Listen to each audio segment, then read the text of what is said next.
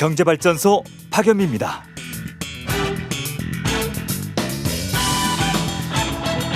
안녕하세요. 박연미입니다. 아파트 층간소음 문제가 또다시 사망사건을 불렀습니다. 아랫집 주민이 윗집에 흉기를 휘둘렀고 10대 소녀들이 부모를 잃었습니다. 아랫집은 건설 현장, 새벽일 나가는 일용직이었고 윗집은 사람도 못 쓰고 밤까지 장사하는 자영업자였습니다. 혼자 사는 아랫집은 식구가 많은 윗집과 갈등이 잦았답니다. 어떤 말로도 범죄를 변명할 수는 없지만 아파트 방음이 좀 더 잘 되었더라면 이런 비극은 막을 수 있지 않았을까요? 되풀이되는 참극의 구조를 봅시다. 누가 그들을 싸우게 만드는가? 건설사와 지자체 책임은 이럴 때마다 왜 빠져있는지 의문입니다. 집에 머무는 시간이 길어집니다. 공기 단축, 단가 낮추기, 사람 잡는 아파트 언제까지 두고 봐야 합니까? 9월 28일 화요일, 여러분은 지금 삶을 발전시킬 경제발전소를 듣고 계십니다.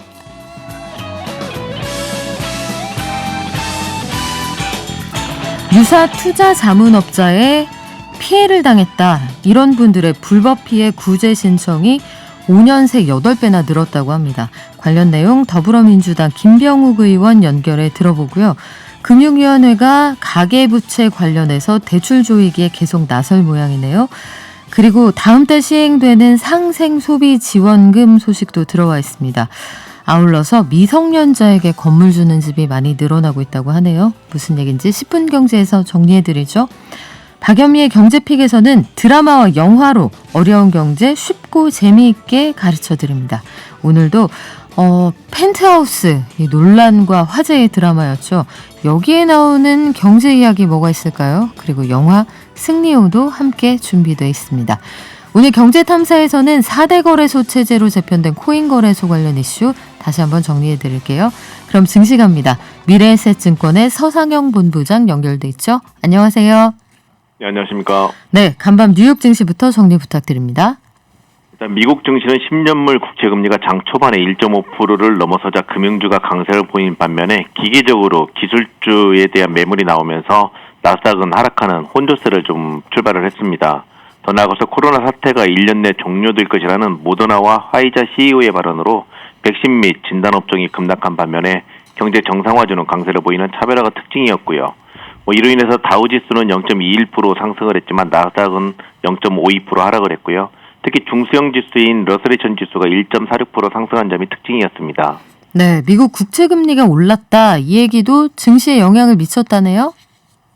네, 미국의 10년물 국채금리가 FOMC 이후에 매파적인 연준의 움직임을 반영을 하면서 석 달 만에 1.5%를 넘어서는 등 상승세를 좀 보이고 있습니다.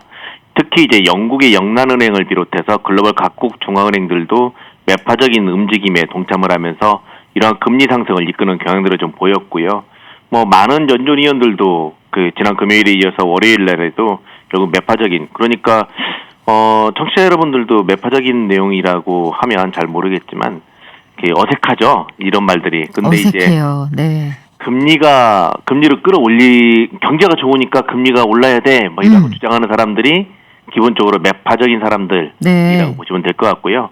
반대로 글로벌 경기가 뜨뜻미지근해. 그렇기 때문에 유동성은 계속적으로 늘려야 되고 금리는 좀 지양해야 돼, 올리는 거를. 그런 식으로 언급하는 분들이 비둘기적인 분들이라고 보시면 돼요. 근데 최근 들어서 각국의 중앙은행들이 전부 다 이쪽으로 금리 인상과 관련된 이슈로 돌아서고 있다라고 보시면 될 것 같습니다. 그것 때문에 금리가 올라갈 때는 당연히 이제 금융주들의 수익이 좋아지기 때문에 네. 금융주가 강세를 보이고요.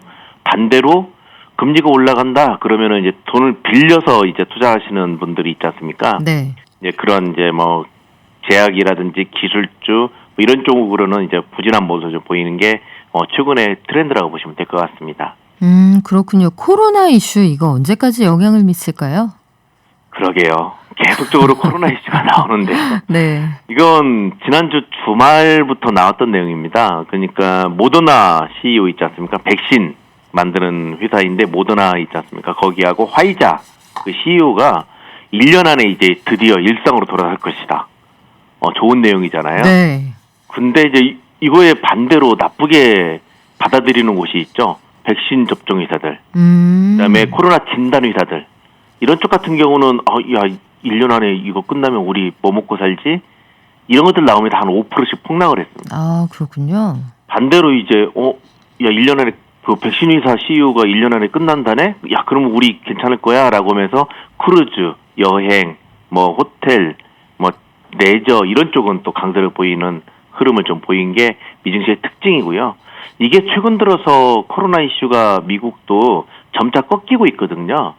우리나라도 최근 들어서 많이 늘어나긴 했지만 네. 대체적으로 미국의 그 백신 접종 속도 자체가 다시 올라오고 있는데 우리나라가 옛날에 20% 30% 할 때 걔네가 60%였는데 우리는 벌써 70% 훨씬 넘었는데 그렇죠. 걔네 인자사 65%예요. 아직 안 맞은 사람이 많다고 하더라고요. 그리고 네. 부스터샷 얘기하는데 1차도 안 맞은 사람이 많다고 하니까 글쎄요. 이 인구 대비 속도로는 우리가 결코 늦은 것 같진 않은데 자, 주사를 많이 맞은 우리 시장은 어떻게 출발했습니까? 일단 매파적으로 각국의 중앙은행들이 가게 되면 당연히 신흥국 시장은 좀 부진할 수밖에 없어요. 그렇기 때문에 뭐 오늘은 장 초반부터 일부 매물이 나오고는 있는데 낙폭은 제한되고 있고요. 특히나 내일 아침에 마이크론 미국의 대형 반도체 칩 제조회사인 마이크론 실적 발표가 있는데 네. 거기에 대한 기대 심리, 그 다음에 미국장 끝나고 나서 포드가 SK이노베이션하고 그 협약한 거 이것 때문에 SK이노베이션이 2% 정도 상승하고 있는 등 개별 이슈에 따라서 변화하는 모습을 좀 보이고 있는 게 특징입니다. 네, 지금까지 서상영 미래에셋증권 미디어 콘텐츠 본부장이었습니다. 방송 끝날 때 다시 연결할게요. 고맙습니다. 네, 감사합니다. 코로나19 상황 때문에 증시가 흔들린다 이런 말씀도 전해드린 지 꽤 오래됐습니다. 불필요한 이동을 자제해 주십사 아침마다 당부드리는데 요즘 같은데 불필요하면 웬만하면 안 돌아다니시겠죠. 그럼에도 불구하고 확산세를 어떻게라도 줄여보자 하는 안간힘으로 이해해 주시면 좋겠습니다. 우리가 이동하지 않으면 코로나도 이동할 수 없습니다. 저희 방송 중에 샵 0951로 문자 주시면 추첨 통해서 건강 챙길 수 있는 녹용 선물 세트 보내드릴게요. 짧은 문자 50원, 긴 문자는 100원입니다. 깨어있는 경제발전소. 매일 아침 9시 경제를 이해하는 똑똑한 습관. 경제발전소 박연미입니다.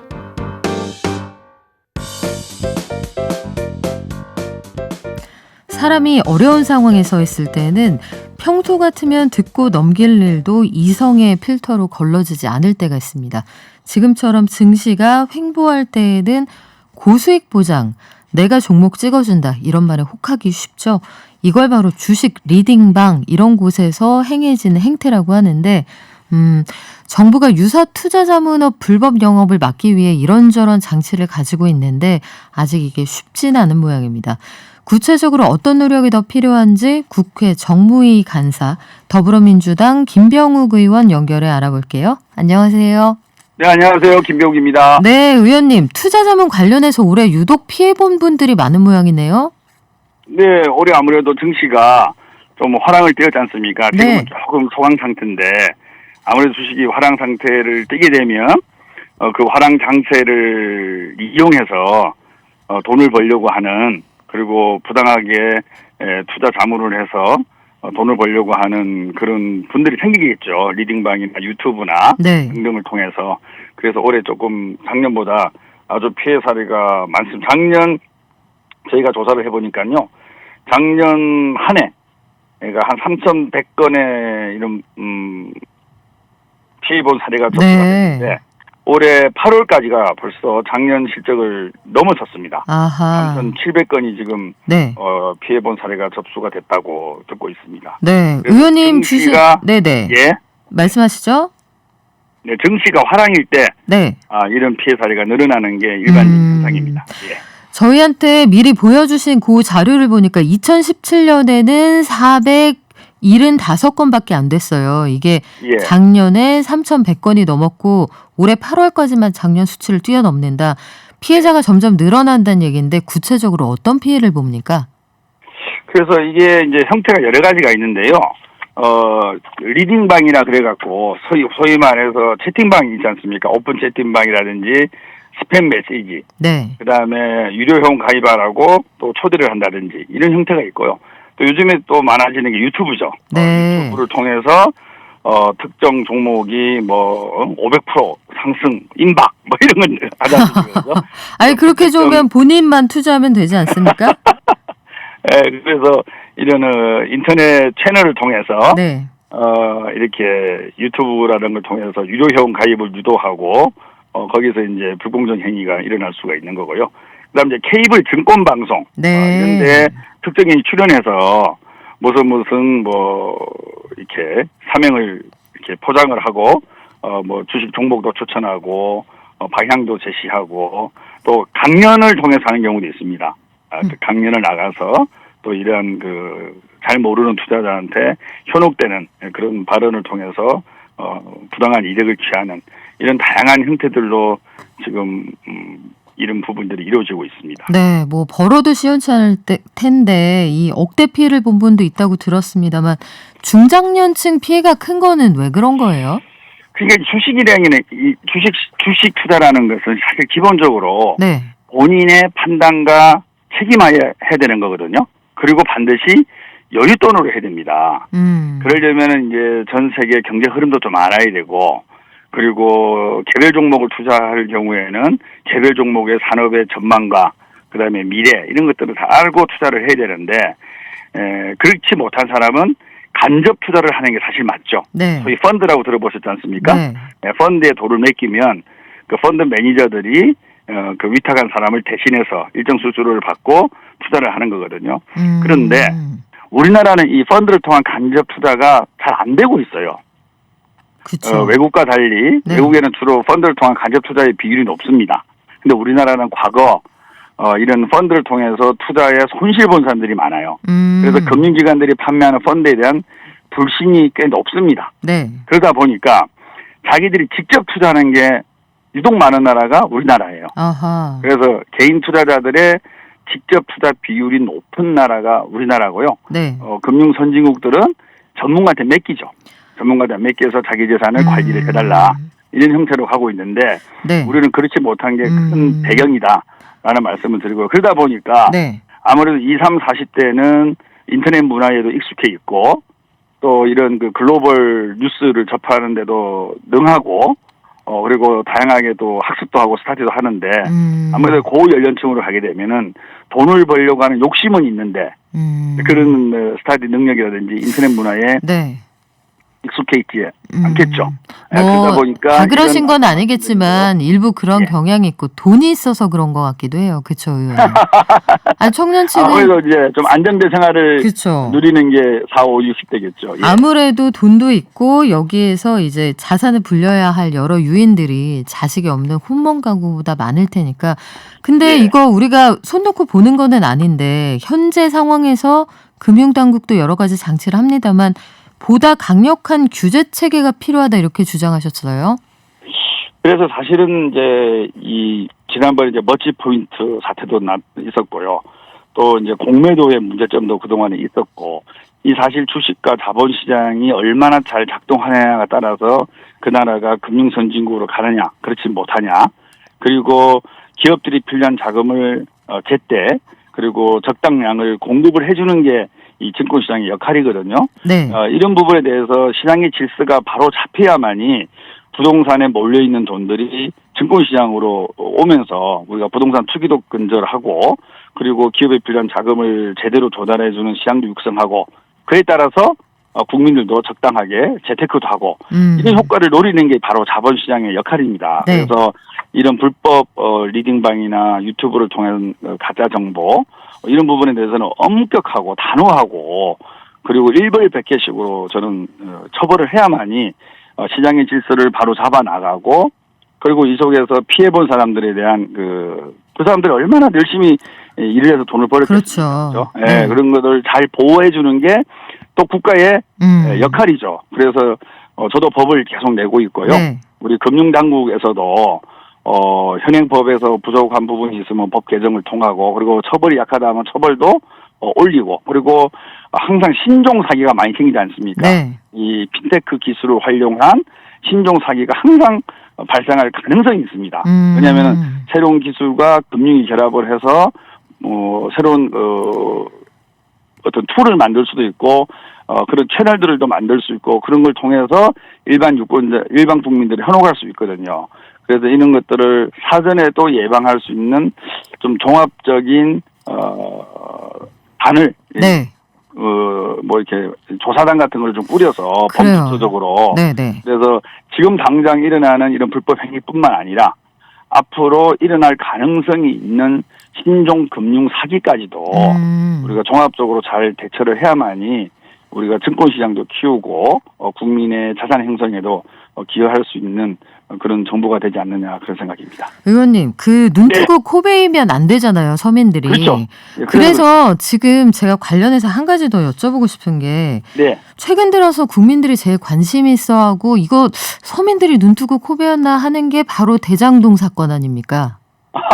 대장동 TF 단장님이시잖아요. 예, 이재명 예, 열린 예. 캠프에. 예. 이게 사건이 되게 복잡해가지고 지금 한 일주일째 들었는데도 당최 모르겠다는 분들이 많아요.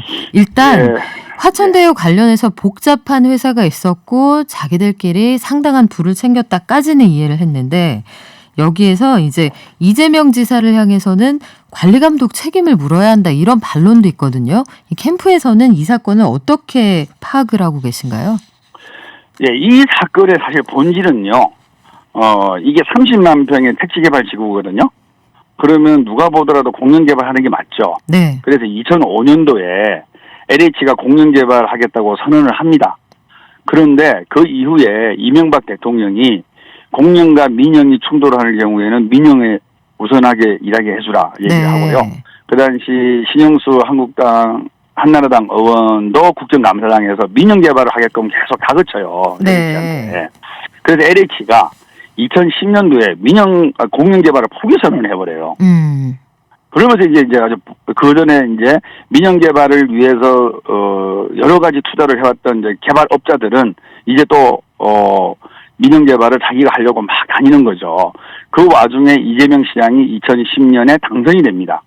당선이 되고 제 기억으로는 한 5개월 정도 있다가 네네. 이거는 민영이 아니다. 네. 내가 다시 성남시장으로서 공영개발을 하겠다라고 또 선언을 하게 됩니다. 저희가 그런데, 일단 거기 구조까지는 이제 브리핑을 잘 받았는데 네. 사실 국민들이 제일 궁금한 건 두 가지입니다. 하나는 화천대유, 천화동인 이름도 어려운 요 회사가 이렇게 아주 신기한 구조로 국민들의 땅을 수용해서 부자가 되는 과정에서 성남시가 이걸 몰랐을까? 요거 하나 하고 시장님께서 지금 토건 세력 관련해서 여러 가지 비판을 말씀하고 계신데 어찌되었든 최종적인 행정 책임자는 이재명 시장이 아니냐 이게 국민의힘의 반론이잖아요. 여기에 대해서는 어떤 입장 갖고 계신 거예요? 아까 말씀드렸잖아요. 이재명 시장은 공영개발을 하려고 온갖 노력을 한 사람이고요. 네. 민영개발을 추진하겠던 사람은 국민의힘 측이에요. 네. 근데 지금 적반하장으로 얘기를 하고 있는 거예요. 아. 이재명 시장식으로 하게 되면 민영개발이 이루어지지 않았겠죠. 그래서 몇 사람의 부당한 이득이 안 돌아갔겠죠. 그 이득이 다 성남시나 그다음 더 좋은 데로 쓰여졌겠죠. 네. 그런데 아까 말씀드렸잖아요. 이명박 대통령, 신영수 전 국회의원, 그다음에 성남시에 있는 그때 성남시의 여소야대 네. 한국당 의원이 다수였어요. 그렇죠. 거기서 전부 다 공영개발을 반대하고 민영개발을 추진했던 겁니다. 지금 와서 네.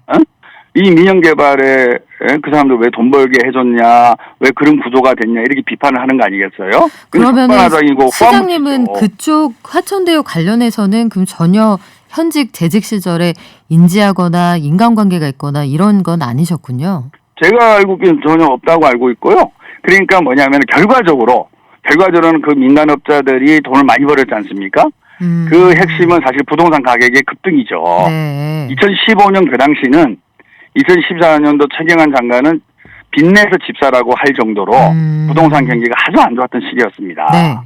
예, 아주 안 좋았던 시기였는데 뭐 아시다시피 최근 몇 년간 부동산이 급등을 하지 않습니까? 네. 이거는 사실 우리나라 전문가나 글로벌 전문가나 아무도 예측을 못했던 거죠, 사실은요. 그렇군요. 예, 그렇지만 네. 결과적으로 몇 사람이 거액의 부를 챙기게 된 그 구조, 그것을 100% 혁파하지 못하고 끝까지 공영개발을 하지 못한 아쉬움과 안타까움은 당연히 이재명 후보도 갖고 있는 거죠. 그리고 네. 미안한 마음도 있고요.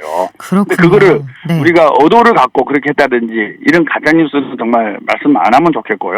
저희가 얘기하는 거는 우리가 네. 100% 공영개발하려고 했던 거예요. 네. 그래서 이런 일을 막으려고 노력했던 건데 그를 민영개발을 추진했던 세력들이 바로 국민의힘 세력이고 그분들이 이제 결과적으로 민간 개발업자와 합쳐서 이렇게 큰 부를 누리게 된 거죠. 그렇군요. 그리고 지금 드러나고 네. 있는 곽상도 아들, 그다음에 원유철 전 대표, 박영수 등다 이게 박근혜 정부 때 실세들 아니겠습니까? 그분들이 연관성이 드러나고 있는 거지. 네. 우리 이재명 후보랑 관련 연관성은 없지 않습니까? 그렇군요. 우리 쪽은 소설을 쓰고 있는 거고 조금 팩트예요, 팩트. 그래서 네. 민영개발로 이득을 본 사람이 누구냐?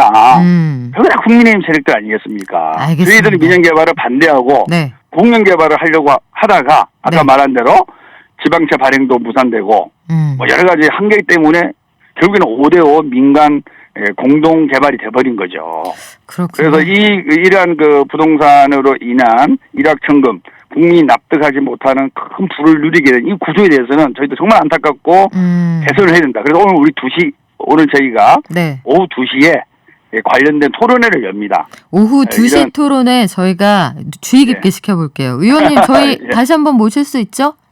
예, 그래. 예, 연락 주세요. 네, 다시 모시겠습니다. 고맙습니다. 네, 감사합니다. 수고하세요. 네, 지금까지 더불어민주당 김병욱 의원이었습니다.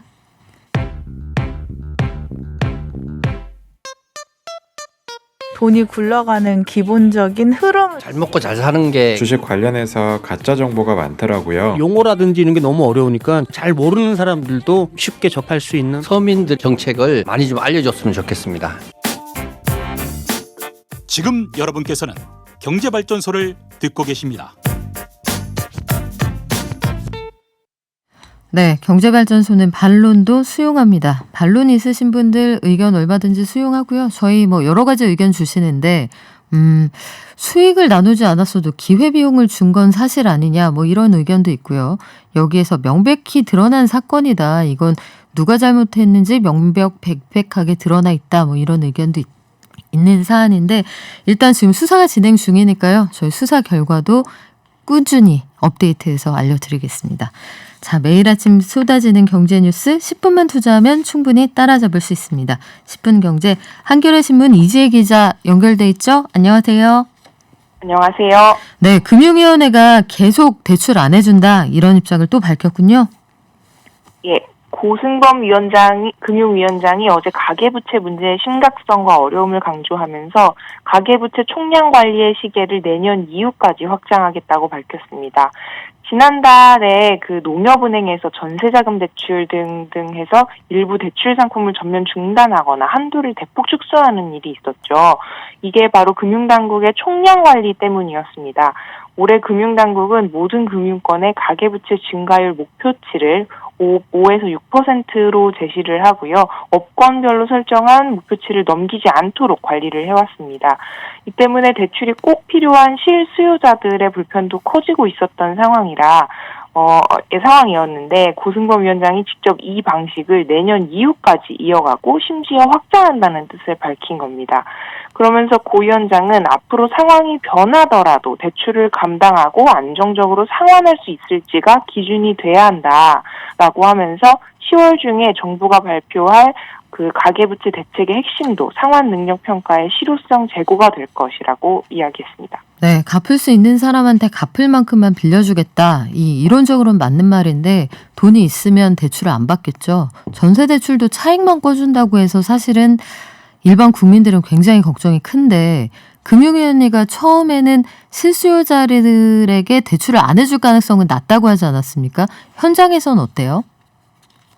지난달에 농협은행 대출 중단 때 그 대출 절벽에 대한 우려가 컸었는데요. 금융위는 이게 확산될 가능성은 굉장히 낮다, 매우 낮다라고 선을 그었었습니다.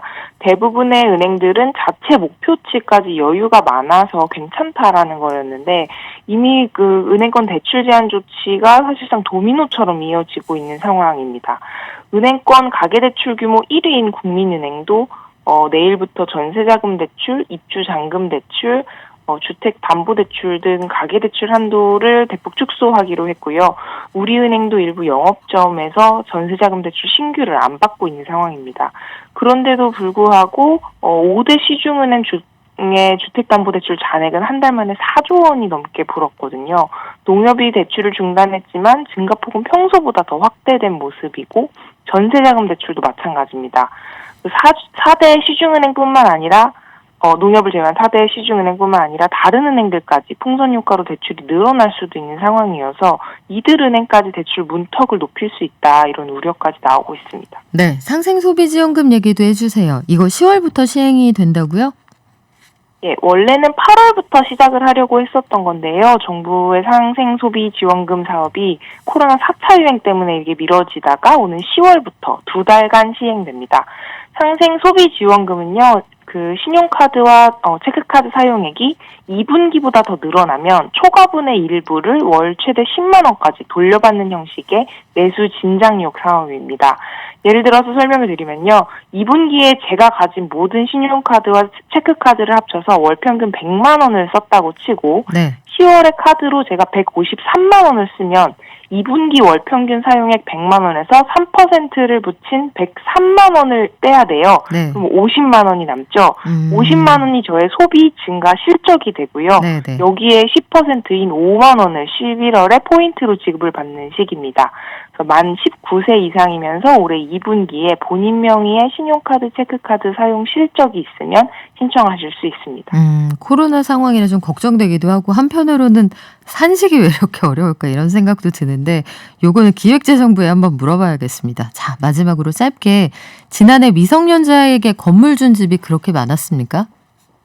예, 미성년자에 대한 건물 증여 가액이 원래 이게 매년 올라가는 추세이기는 했습니다. 그런데 지난해에는 부동산 증여 가액, 그러니까 건물하고 토지를 합친 부동산 증여 가액이 총 3,703억 원으로 1년 전보다 1,000억 원가량 감소를 했음에도 불구하고 건물 증여 가액은 소폭 늘어서 2,034억 원을 기록을 했습니다.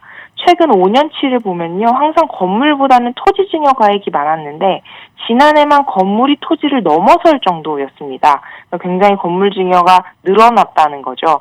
다주택자들이 보유세 중과를 피하기 위해서 증여를 하는데 이때 비주거 건물의 경우는 공시가격조차 없는 상황이어서 이게 약간 편법 증여의 주 무대가 되고 있는 건 아니냐 이런 지적이 나오고 있는 상황입니다. 그 증여 시기도 굉장히 빨라지고 있습니다. 네. 0세부터 6세의 미취학 아동에 대한 부동산 증여는 2016년에 786억 원이었는데 지난해 1,003억 원으로 28%나 증가했고요. 초등학생에 대한 부동산 증여도 2016년에는 1,212억 원이었는데요. 지난해에는 1,540억 원으로 27% 증가했습니다. 네, 숫자만 듣고 왜 이렇게 씁쓸할까요? 지금까지 한겨레 신문의 이지혜 기자였습니다. 고맙습니다. 감사합니다.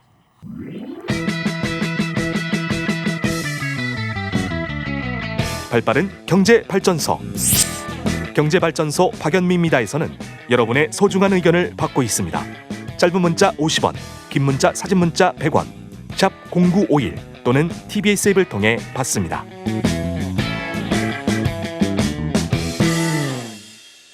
자, 1345님, 아까 층간소음 문제 관련해서 아이고 층간소음 문제로 살인이 난다고 하면 온 국민 70% 이상이 이 사건에 연루됐을 겁니다. 서로 참고 이해하라고 하셔야지 하셨는데 저는 굉장히 이제 훌륭하신 지적인데요. 이걸 참고 살아야 하는 구조로 만드는 거는 바람직하지 않은 것 같습니다. 집에서 걸어 다니는 거 그 발소리만으로도 위아래 주민들끼리 싸움이 나는 그런 구조로 만들어져 있다면 건축회사들이 책임질 부분이 분명히 있다고 보거든요. 넣어야 될 철근을 덜 넣었다든지 아니면 시멘트 거푸집으로 대충 지었다든지 이런 부분을 관리 감독할 지자체들도 분명히 눈을 크게 뜨고 책임질 일은 없는지 한 번쯤 따져봐야 한다고 생각해요. 지금 대선 캠페인이 한창이라 이런 생활 밀착형 문제에 누군가 관심을 좀 가져줬으면 좋겠습니다. 자, 오늘은 박연미의 경제픽 경제발전소 스페셜에서 드라마 펜트하우스 영화 승리호가 등장합니다.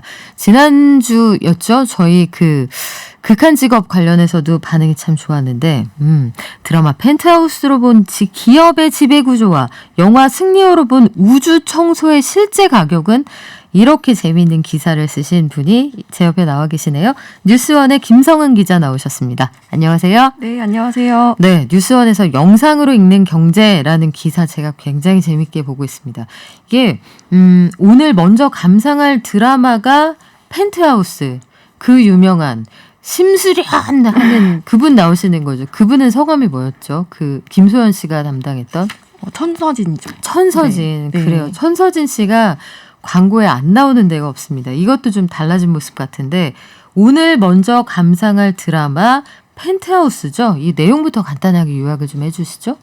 네, 드라마 펜트하우스는 서울 강남의 최고급 주상복합 빌딩인 헤라팰리스를 배경으로 부유층의 일그러진 욕망을 그려낸 드라마인데요. 네, 막장을 뛰어넘는 개막장이다 이런 시청자들의 평가를 받으면서 화제를 모았고요. 네. 예, 최근에는 최종화가 방영됐습니다. 그래요. 몹시 하드코어다 이 정도로 순화를 하겠습니다. 이 작품을 쓰신 김순옥 작가 관련돼서 굉장히 화제성도 있지만 여러 가지 논란도 있었는데 시청률이 높은 거 맞고 사람들 관심이 높은 거 맞거든요. 근데 여기에 어떤 경제 이슈가 들어있을까요? 네, 드라마에서는 주인공 천서진과 주단태의 주요 활동 무대로 청아그룹이 등장을 하는데요. 네. 천서진과 주단태는 청아그룹의 주식이나 대표 이사직을 두고 모종의 뒷거래를 하기도 합니다. 그래서 이번에는 드라마에서 나오는 청아그룹의 주식, 대표이사, 회장 체제가 과연 무엇인지에 대해서 살펴보고 팩트체크를 해보려고 합니다. 자, 팩트체크 시작해볼까요? 그럼 어떤 장면부터 한번 해볼까요? 우리 꽁트 한번 가나요? 네. 자, 제가 천서진 하겠습니다. 청아그룹 공동대표에 내 이름 올려! 미쳤어? 내가 왜? 싫어? 그럼 지금이라도 그 사진 심수련에게 보내겠어. 아니지, 미국에 있는 로건리 유족에게 직접 보내겠어. 지금 아들을 살해한 살인범을 잡겠다고 혈안이 돼 있다는데 어떻게 할까?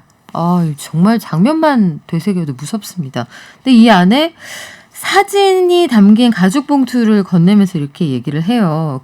이 상황이 굉장히 긴장감이 팽팽한 상황인데 여기에서 우리가 어떤 기업 지배 구조를 엿볼 수 있습니까? 이 사진을 들이대면서 천서진이 살해 행각을 다른 사람에게 폭로하지 않는 대가로 청와그룹 공동대표 자리를 요구를 하는데요. 네, 이렇게 아까 설명을 드렸듯이 청와그룹 공동대표에 내 이름을 올려라고 협박하는 장면이 나오잖아요. 네. 그래서 그렇다면은 드라마 속의 청아그룹처럼 과연 땡땡그룹이라는 회사가 정말로 존재하는지를 짚어보려고 합니다. 그래서 드라마를 보면 청아그룹이라는 명칭의 법인이 있어서 이 그룹의 대표 이사직을 달라는 걸로 해석되기 때문이죠. 또 하나는 천서진이 주단태와 계약 동거 매뉴얼을 만드는 장면도 있는데요. 이 매뉴얼에는 조건 위반 시에 주단태로부터 주식을 1%씩 빼앗아가겠다는 내용도 담겨 있습니다. 즉 청아그룹이라는 이름의 회사가 있고 이곳에 대표이사직이나 주식을 두고 천서진과 주단태가 서로 다툰다는 내용이죠. 하지만 현실에서 땡땡그룹이라고 하면 다양한 분야에서 사업을 운용하는 계열사를 여러 거느린 기업 집단을 의미합니다. 그래서 재계 1위 삼성의 예를 들어볼게요.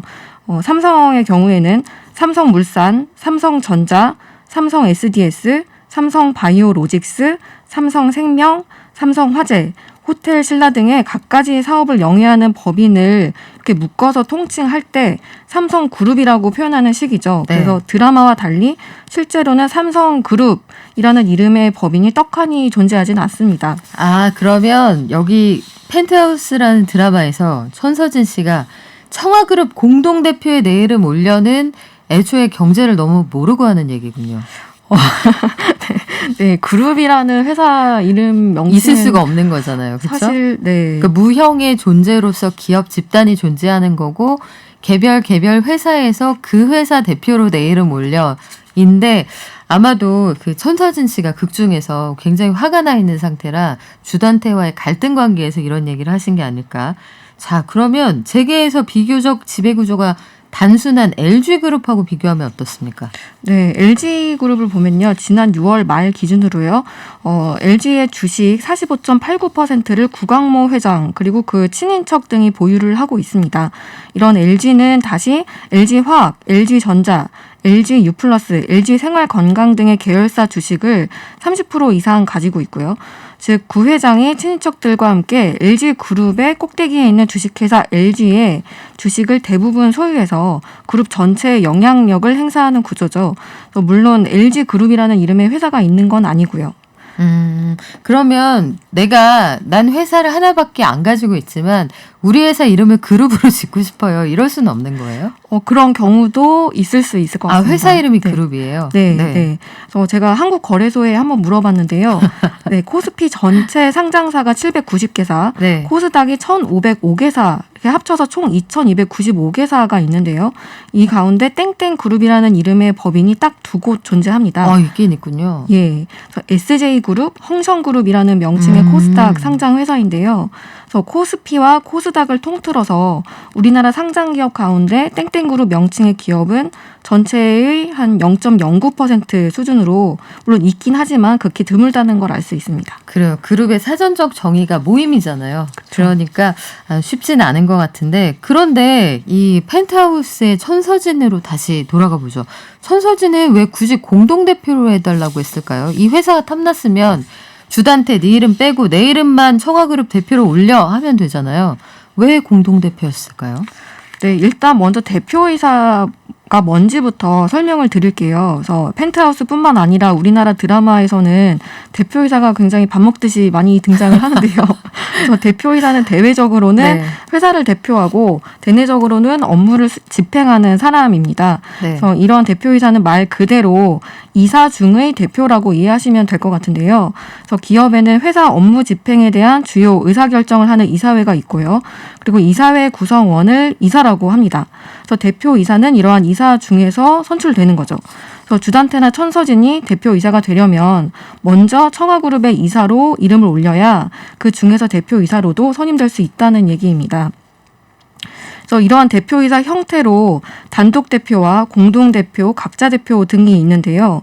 그래서 이 중에서 단독 대표는 대표이사가 한 명인 경우를 의미합니다. 그래서 혼자서 결정을 하기 때문에 회사 의사결정이 신속하게 이루어지고 책임 소재도 분명하다는 장점이 있어요. 그래서 천서진이 나타나기 이전에 주단태가 홀로 청와그룹 대표를 맡았을 때가 단독 대표 체제라고 생각하시면 됩니다. 네, 그렇군요. 이게 참 복잡한 구조인데 공동대표로 이름 올려 이게 자기 맘대로 할 수 있는 게 아니네요. 이사회를 거쳐야 되는 거고요. 자, 그러면 두 번째 펜트하우스의 어떤 장면으로 가볼까요? 네. 이번에는 천서진과 딸 은별이가 대화를 나누고 있어요. 예. 자, 이번에는 천서진 역할을 넘겨드리겠습니다. 네. 자, 꽁트 한번 갈게요. 제가 하은별이에요. 엄마 기분 좋아 보이네. 응, 엄마 기분 좋아. 엄마가 이번에 주주총회에서 아마 회장으로 선출될 거야. 정말? 응, 취임식 전에 우리 쇼핑하자. 옷도 새로 맞추고 오랜만에 사진도 다시 찍고. 은별이 뭐 갖고 싶은 거 없어? 자, 그 모녀간의 행복한 대화처럼 보이는데 이 엄마는 주주총회가 열리기도 전에 본인이 회장이 될 거다 확신합니다. 이 장면에서도 팩트 체크할 게 있습니까? 네, 주주총회에서 회장으로 선출되려는 천서진 계획이 실제로도 가능할까인데요. 또 주주총회 많이 들어보셨을 텐데 주주들로 구성된 주식회사의 최고 의사 결정 기관을 의미합니다. 네. 그래서 극중에서 청와그룹 주식을 단 한 주라도 갖고 있다. 그러면 청와그룹의 주주 자격을 얻으면서 주주총회에서 각종 주요 경영 사항 그리고 이와 관련된 표결에 참여할 수 있게 되는 거죠. 그렇죠. 네. 그래서 주주총회에서 회장으로 선출될 것이다. 이런 천서진의 말인즉슨 회장이 되려면 청와그룹 주주들의 표결을 거쳐야 한다는 뜻으로 이해가 되는데요. 하지만 천서진의 말과 달리 주주총회에서 회장을 뽑는다는 상법상의 규정은 없다고 합니다. 네, 상법에는 주총에서 이사와 감사를 선임한다는 내용이 있을 뿐이죠. 그래서 왜냐하면 이사는 회사와 연대해서 경영에 대한 법적 책임을 지는 자리이지만 회장은 단순히 사내 서열을 상징하기 때문입니다. 따라서 회장은 주주총회에서 선임될 수 없다고 합니다. 그렇다면 그 수많은 일일 드라마에서 난 이 결정 반대세 하고 회장님이 딱 등장해서 회장 자리를 유지하잖아요. 그거는 회장을 뽑는 자리가 아니었다는 대표이사 선출 과정이었다는. 네, 그렇죠. 그러면 내가 회장이 되고 싶다. 그러면 이 선출도 아니라고 하고 아버지가 재벌인 거 외에는 방법이 없는 거예요? 뭐 선임 절차가 뭐 법에 따로 나와 있는 건 아니라서 뭐 회사마다 다르다고 하는데요. 뭐 일단 아버지로부터 뭐 기업을 물려받을 수는 있겠지만 일단 회장에 오르는 과정 자체를 살펴보면요. 뭐 대개는 이사회에서 회장으로 선임되거나 아니면 추대되는 과정을 거친다고 합니다. 추대. 예. 그래서 선임이라는 것은 이사회에서 안건으로 상정해서 가결하는 절차를 거쳐야 된다는 의미고요. 추대는 이러한 결의조차도 필요 없이 이사회에 별다른 이견이 없다. 그러면 회장으로 뽑힌다는 거죠. 그래서 현실에서 회장이라고 하면 기업 집단 정점에 있는 회사 주식을 다량 소유해서 이미 그룹 전체의 지배력을 행사하는 오너를 의미하기 때문에 굳이 이사회에서 표결 과정을 거칠 필요도 없다는 겁니다. 그래서 만일 천서진이 청와그룹 주식 50%에 딱 한 주라도 더 갖고 있다면 주주총회 의결권의 과반을 확보하게 되는데요. 그러면 주주총회에 오르는 일반 안건에 대해서 혼자서도 마음대로 결정하면서 청와그룹을 지배할 수 있다는 거죠. 아, 그러면 내가 주식만 있으면 나 오늘부터 회장할래 하면 회장하는 거고 본부장님 하려면 본부장님 하는 거고. 뭐 직책 같은 경우에는 뭐 그렇군요. 큰 의미는 없을 것 같습니다. 네. 그래요. 그럼 이번에는 영화로 가볼게요. 우리 넷플릭스에서 이거 보신 분들 많을 텐데 한국 최초의 우주 SF 영화 승리호 이 그래픽을 담당했던 회사도 우리 같은 건물에 있습니다. 그런데 여기에서 보면은 우주 청소를 하고 우주 쓰레기 주워서 파는 일로 돈을 벌어서 살아가는 장면이 나오거든요.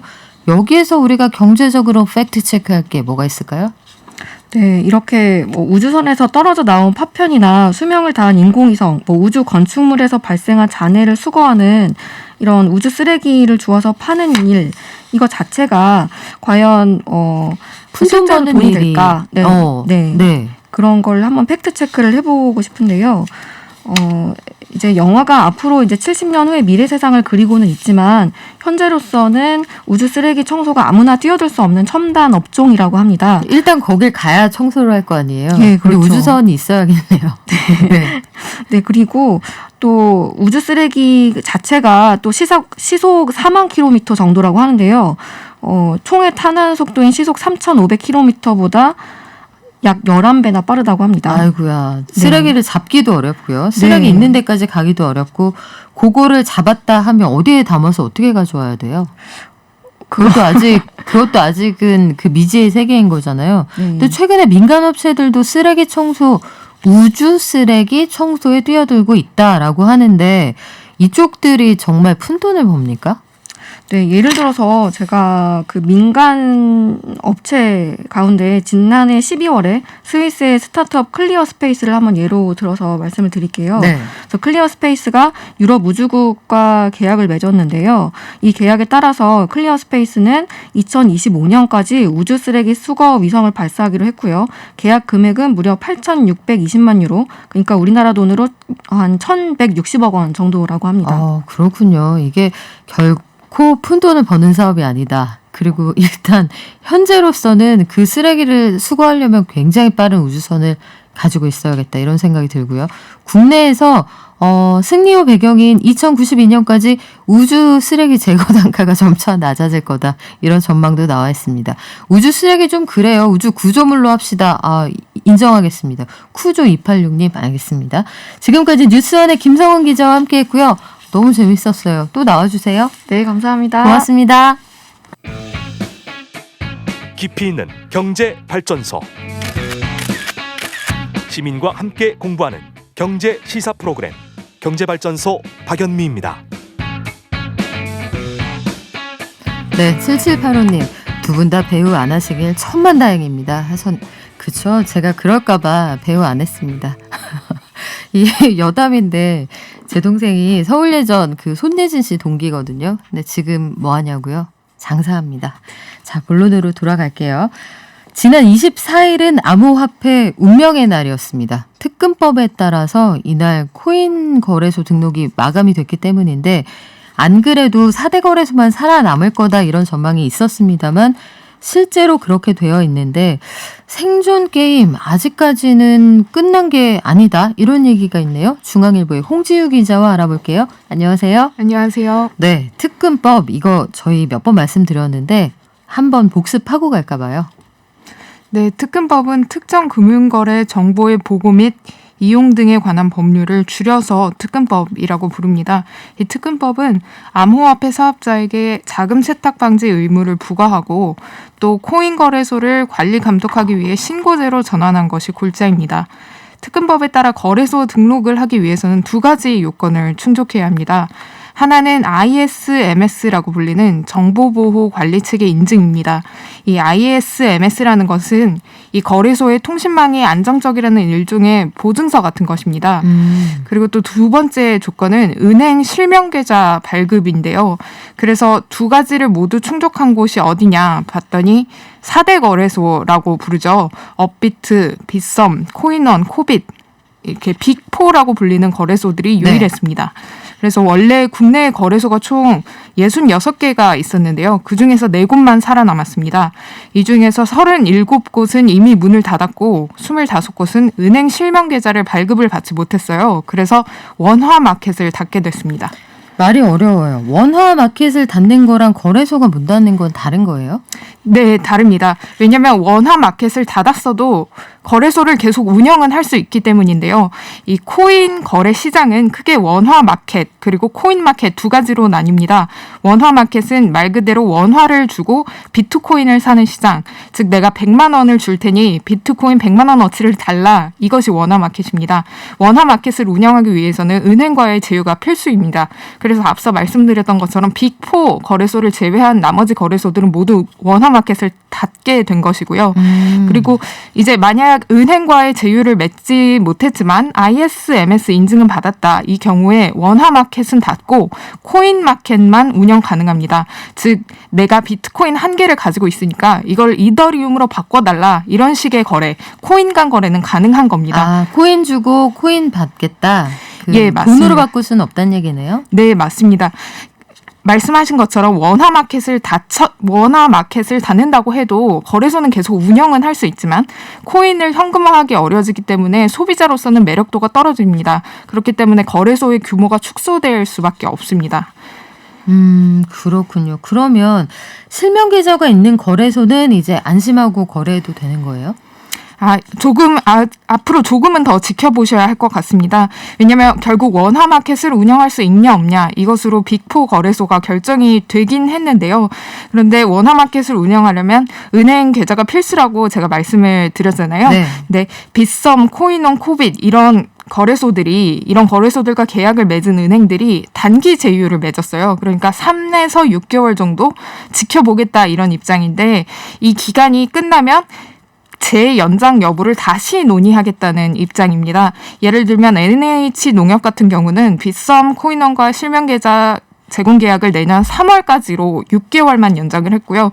또 신한은행도 원래는 코빗과 6개월 단위로 계약을 계속 갱신을 해봤는데 이번에는 3개월짜리 단기 제휴를 맺었습니다. 좀 두고 본다는 얘기네요, 은행들이. 네, 맞습니다. 3개월 후에 거래소들이 자금 세탁 방지 시스템을 잘 구축을 해놨는지 이런 것들을 다시 평가를 하고 이게 잘 안 되면 언제든 제휴를 중단할 수 있겠다 이런 유보적인 입장입니다. 은행들이 한마디로 거래소 지켜보고 있다 이런 상황이라는 건데 자, 투자자들 가운데는 답답한 사연이 꽤 많이 올라옵니다. 제가 폐업했던 거래소에 그 수수료가 낮아서 끝까지 미련을 못 버리고 있다가 여기 코인이나 원화를 가지고 있습니다. 이런 분들은 어떻게 할까요? 네, 일단 원화는 최대한 빨리 현금을 하고 코인은 대형 거래소로 옮기는 게 안전합니다. 다만 특정 코인을 A 거래소에서 B 거래소로 옮기고 싶다 할 때는 그 거래소 양쪽 모두에 해당 코인이 상장이 되어 있을 때만 가능합니다. 또 원화 인출과 관련해서는요. 금융당국이 한 달간 인출 유예 기간을 줬습니다. 그러니까 이 기간 동안 소비자에게 공지를 하고 인출할 수 있는 방법을 시간을 줘라. 이렇게 지시를 한 건데요. 그렇지만 기다리지 않고 최대한 빨리 현금화하는 편이 안전합니다.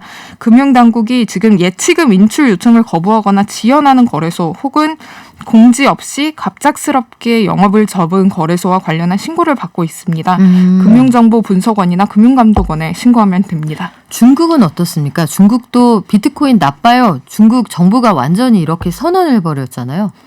네, 맞습니다. 중국 중앙은행이 24일 모든 암호화폐 거래를 불법 금융활동으로 규정을 하고 형사처벌까지 하겠다고 밝혔습니다. 이날 인민은행이 암호화폐가 경제금융 질서를 교란하고 있다라고 하면서 금지한 행위가 몇 개가 있습니다. 첫 번째로 코인을 법정화폐로 바꾸는 행위, 그리고 코인 간 교환하는 행위, 또 코인 거래 과정에서 정보를 중개하는 행위, 코인 결제를 위한 기술 지원, 이런 것들을 모두 금지한다고 밝혔습니다. 이 중에서 가장 이제 소비자들이 직접적으로 느끼는 규제 정책은 해외 코인 거래소가 중국 거주자에게 서비스를 제공하는 것도 안 된다. 이렇게 당국이 못을 박은 건데요. 네. 이게 얼마나 센 규제냐면 이를 위반하는 중국에 머무르는 만약에 중국에 그 외국 국적의 거래소 직원이 살고 있다라고 하면 이 사람도 조사를 하겠다는 겁니다. 그래서 중국 발표 이후에 그 이더리움 채굴 플랫폼인데요. 스파크풀이라는 업체가 있습니다. 여기에서는 중국 사용자들에게 더 이상 서비스를 제공하지 않겠다고 밝혔고요. 또 암호화폐 지갑 서비스 업체도 그 본사를 베이징에서 싱가포르로 이전하겠다 이렇게 밝혔습니다. 또 암호화폐 거래소 중에는 그 애플리케이션 내에는 이용자들이 나의 사용자 국가가 어디다라고 선택을 하는 그런 메뉴가 있잖아요. 근데 그 옵션에서 중국 본토가 아예 사라진 앱들도 있습니다. 아, 그렇군요. 앞으로 코인 투자하시는 분들은 각국의 규제 움직임 눈여겨보실 필요가 있겠습니다. 지금까지 중앙일보의 홍지유 기자와 함께했고요. 오늘 말씀 고맙습니다. 감사합니다. 증시 가볼까요? 서상영 본부장님 나와 계시죠? 네, 안녕하십니까. 네, 지금 증시 어떤가요? 별로 안 좋습니다. 안 좋아요? 외국인이 주식시장에서 좀 매도를 하고 있고요. 특히나 선물 같은 경우로 5천 계약 넘게 매도를 하면서 기관, 특히 금융투자 중심의 프로그램 매물이 크게 나오고 있습니다. 3천억 정도를 지금 현재 매도를 하고 있어서 지수가 하락 출발한 이후에 현재 0.8% 정도 약세를 좀 보이고 있고요. 보험이나 은행 같은 경우는 국채금리 상승에 따른 강세를 좀 보이고 있는 반면에 의약품, 건설, 서비스업, 음식료 이런 종목 중심으로는 좀 매물이 좀 처리되면서 낙폭을 확대하고 있습니다. 네, 하루를 못 가네요. 우리 오후장은 이대로 가나요?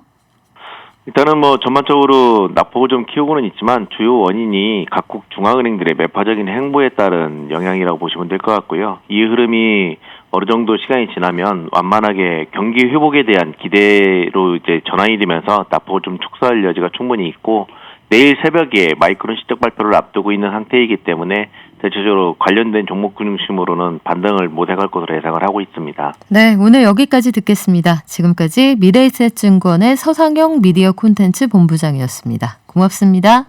네, 감사합니다. 네, 저희 SNS 이벤트 하고 있다고 막내 작가가 별을 5개 붙여줬네요. 인스타그램에서 샵 경제발전소 박연미입니다. 검색하신 후에 팔로잉 해주세요. 그러면 뭔가 있겠죠. 8884님 그리고 교통정보 감사합니다. 동탄 의왕간 고속도로 북오산 나들목부터 서오산 분기점까지 차량이 많아서 추돌 위험이 있다고 하네요. 이 지역 지나시는 분들은 그 향남 나들목까지 정체가 심하다고 하니까요. 안전운전하시고 교통정보에 꼭 귀 기울여 주시기 바랍니다. 향기톡톡님, 예쁜 연미님, 제작진님 수고하셨어요. 행복한 날 되세요. 예쁜지는 모르겠지만 늘 건강하고 튼튼한 박연미가 내일도 다시 돌아오겠습니다. 오늘 하루도 건강하시고요. 발전하시기 바랍니다. 발전!